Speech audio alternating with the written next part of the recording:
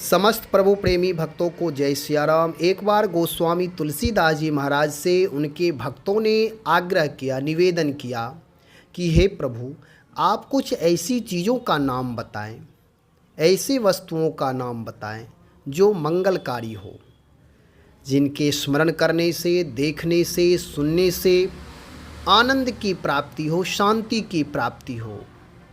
गोस्वामी तुलसीदास जी महाराज ने कहा कि ऐसे बहुत सारी चीज़ें हैं जो दर्शनीय हैं, वंदनीय हैं, श्रवणीय हैं, लेकिन मैं कुछ वस्तुओं का नाम गिना दे रहा हूँ जो हम आप सबके लिए भी उपयोगी है। इन वस्तुओं को, इन चीज़ों को यदि हम आप भी स्मरण करेंगे, दर्शन करेंगे तो हमारे आपके जीवन भी मंगलकारी होंगे, आनंद की प्राप्ति होगी, शांति की प्राप्ति होगी। गोस्वामी तुलसीदास जी महाराज ने कहा, सुधा साधु सुर तरु सुमन, सुफल सुहावनी बात, तुलसी सीतापति भगति, सगुन सुमंगल सात। गोस्वामी जी महाराज कहते हैं कि अमृत, साधु, कल्प वृक्ष, पुष्प, सुंदर फल, सुहावनी बात और श्री जानकी नाथ जी की भक्ति, ये 7 सुंदर मंगलकारी शकुन हैं। यदि इन 7 चीज़ों को हम स्मरण करते हैं, चिंतन करते हैं, ध्यान करते हैं या दर्शन हो जाता है, दर्शन करते हैं, तो हमारे आपके जीवन में परम शांति की प्राप्ति होती है। अमृत, सुधा नाम अमृत, अमृत का हम आप नाम सुने हैं, कहते हैं यह अमृत जैसा है। कोई भी चीज़ स्वादिष्ट लगता है तो कहते हैं कि अमृत के समान स्वादिष्ट लगा, तो केवल एक कल्पना है, अमृत स्वादिष्ट होता है ऐसी भावना हम आप करते हैं।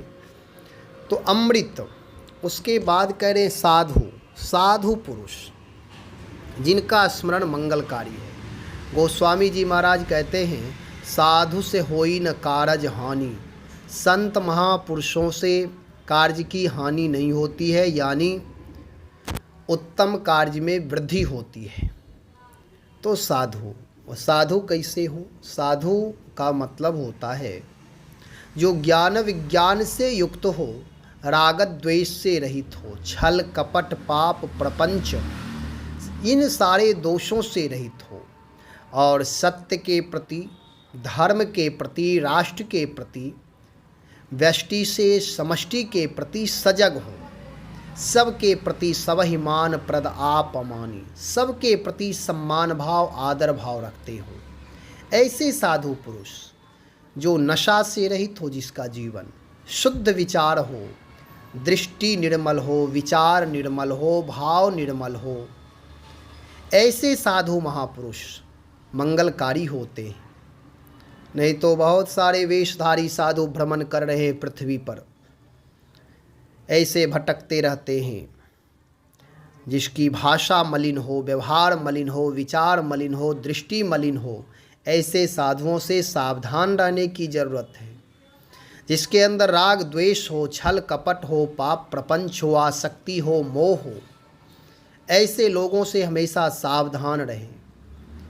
जिसके अंदर राष्ट्र चिंतन हो, धर्म चिंतन हो, सत्य के प्रति सजगता हो, अन्याय के प्रति विरोध करता हो, अन्याय के प्रति वह हमेशा लड़ने के लिए तत्पर रहते हों और जीवन में विनम्रता भी हो, भगवान के प्रति, शास्त्र के प्रति, संत के प्रति श्रद्धा निष्ठा हो, ऐसे साधु महापुरुष मंगलकारी होते हैं।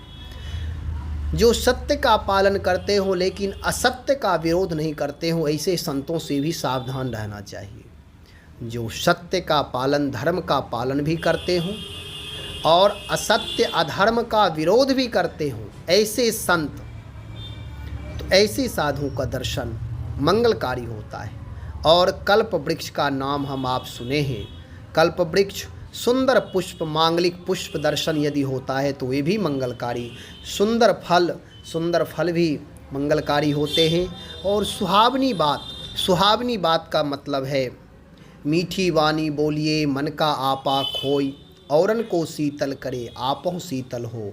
ऐसी वाणी माधुर्यमय वाणी हो, अमृतमयी वाणी हो, जो किसी की आत्मा को शांति प्रदान करे, सत्संग की भाषा हो, ऐसी वाणी ऐसी आवाज़ मंगलकारी होती हैं।